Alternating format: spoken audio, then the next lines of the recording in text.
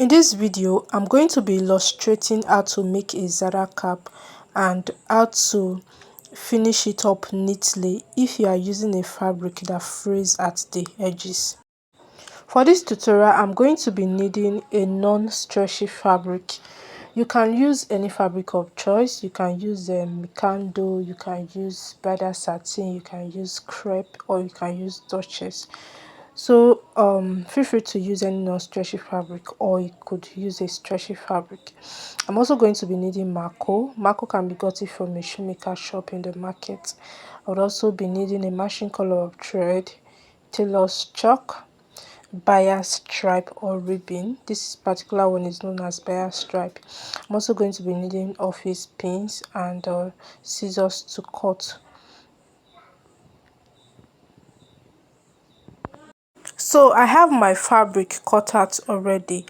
This fabric measures 24 inches for the length, which is the edge circumference, and the width of the fabric, or the height of the fabric, is 16 inches. So this is my 16 inches. I also have my Mako cut out.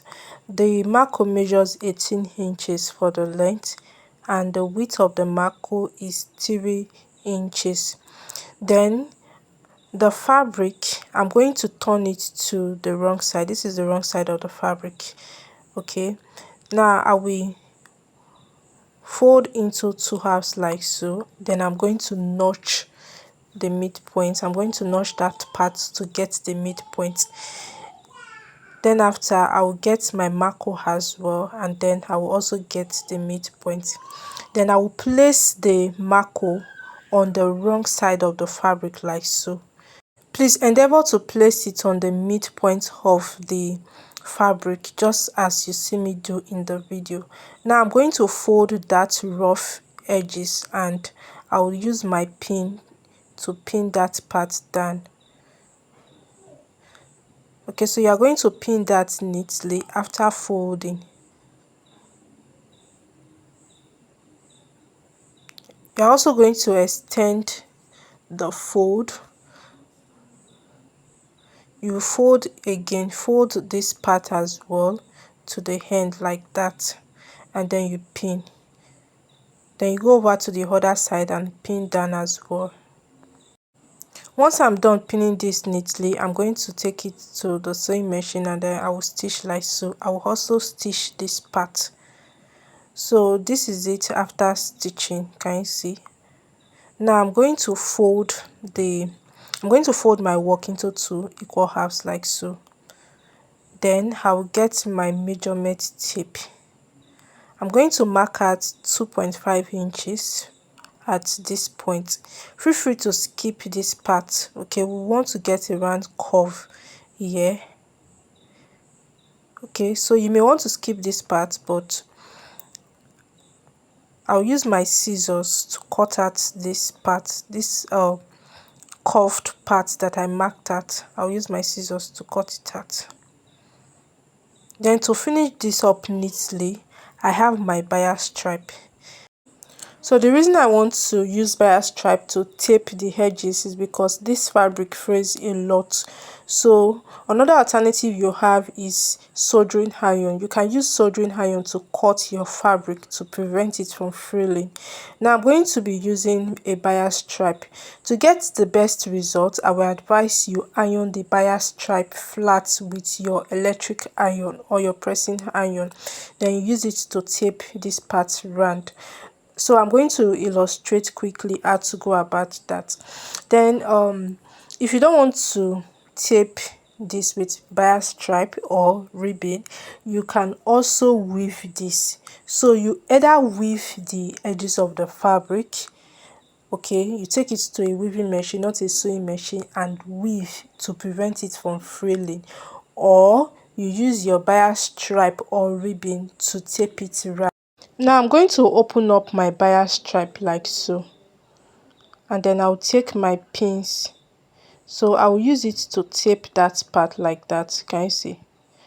So make sure you open it. So like I said earlier, you could get your pressing iron or your electric iron to iron it down before you use it to tape that part. Okay, so um now I'm going to be using ribbon. You can use this type. All right, so I'll take that off. You can use the bias stripe when you have ironed it. Okay, it works perfectly. So I'm going to be using ribbon instead.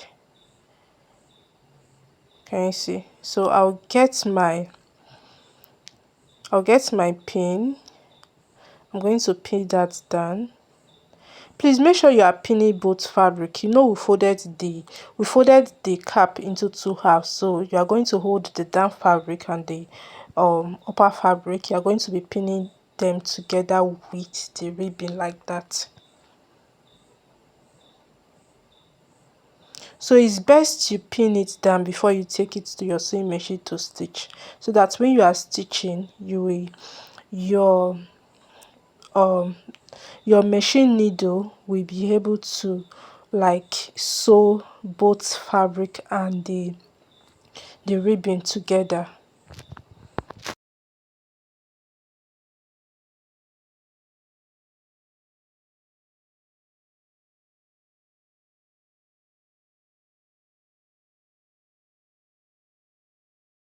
So you want to settle down and line this part neatly so you have a neat finishing. Okay, can you see?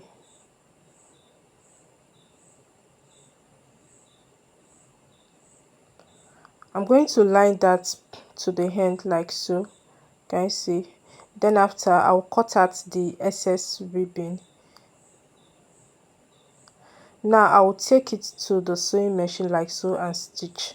So after stitching, as you can see, it's very neat. You stitch down. I'm going to skip this band area and then I will start making my running stitches from this point as usual. So you take your needle and your thread in out to the other end of the fabric.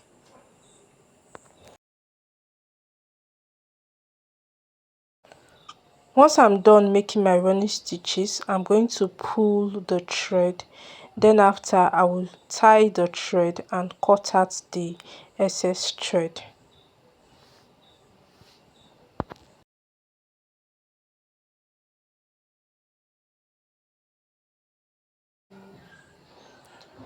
After cutting out the excess thread, I'm going to turn my work to the right side, and I have my Zara cap with a neat finishing at the back or the inside.